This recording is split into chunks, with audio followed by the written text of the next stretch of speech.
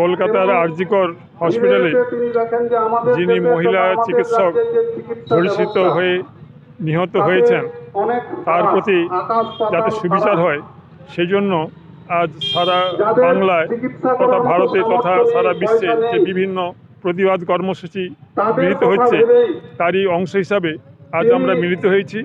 বিশেষ করে যে জুনিয়র ডাক্তাররা গতকাল একটা বিশেষ ঐতিহাসিক কাজ করেছেন, যা কোনো মতে হয়তো সম্ভব ছিল না, তাকে সম্ভব করেছেন। অর্থাৎ পুলিশরা ব্যারিকেড তুলতে বাধ্য হয়েছে এবং তারা তাদের দাবি জানাতে বাধ্য করেছেন।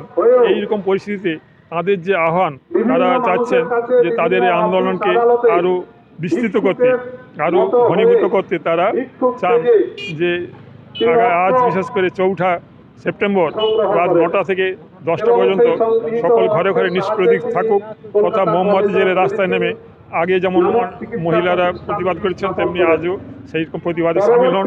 তাই সেই কর্মসূচি হিসাবে আমরাও আজকে একটি কর্মসূচি নিয়েছি। আজ এই বক্তৃতার পর আমরা সব মোমবাতি হাতে আমরা মিছিল করব এবং আমাদের একই দাবি যে উই ওয়ান্ট জাস্টিস, আর জাস্টিস ফর আরজি কর, এটা আমাদের দাবি। সেই দাবি জনসমক্ষে রাখার উদ্দেশ্য নিয়েই আজকে আমাদের মিছিল। প্রশান্তগণ মাইতি, অবসরপ্রাপ্ত ব্যাংক কর্মী, বাড়ি গড়বইন।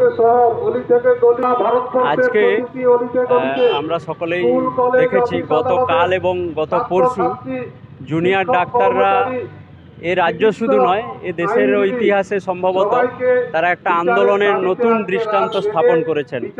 যে পুলিশের ব্যারিকেডকে পুলিশকেই তুলতে তারা বাধ্য করলো। ফলে শান্তিপূর্ণ যে আন্দোলনের মাধ্যমে, মানে ন্যায়সঙ্গত আন্দোলনের মাধ্যমে তারা যে আদায় করতে পারলেন, ফলে তাকে আমরা সংহতি জানাই।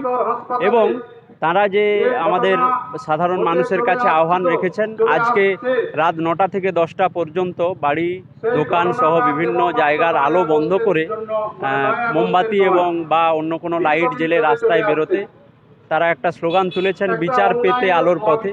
ফলে সেই আহ্বানে সাড়া দিয়েই আমরা ময়নার নাগরিকবৃন্দের পক্ষ থেকে আজকে এই ময়নার মুখ, ময়নার বাইপাসে জড়ো হয়েছি। এর আগেও আমরা বেশ কয়েকবার মিছিল করেছি, প্রতিবাদ জানিয়েছি, মৌন মিছিল করেছি নাগরিকবৃন্দের পক্ষ থেকে। তাহলে আজকে আমরা এই বিচার পেতে আলোর পথে এই আহ্বানে সাড়া দিয়েই আজকে আমরা এই রাস্তায় নেমেছি এবং সকলের কাছে আহ্বান জানাবো, আগামী দিনেও যতদিন না আরজি করের বিচার, ন্যায় বিচার পাচ্ছে আরজি কর, ততদিন যেন আমরা এই আন্দোলনে সকলেই থাকি। আমিও থাকবো, অন্যান্যদেরও থাকার জন্য আহ্বান জানাচ্ছি। আমরা খানিকক্ষণ পরেই ঠিক 9টায় আমরা মিছিল করব এই ময়না বাজারে হাসপাতালের দিকে। মিছিল করে আমাদের মানববন্ধন কর্মসূচি এখানে সম্পন্ন হবে। আমি সিদ্ধার্থ শঙ্কর রায়, প্রাথমিক শিক্ষক।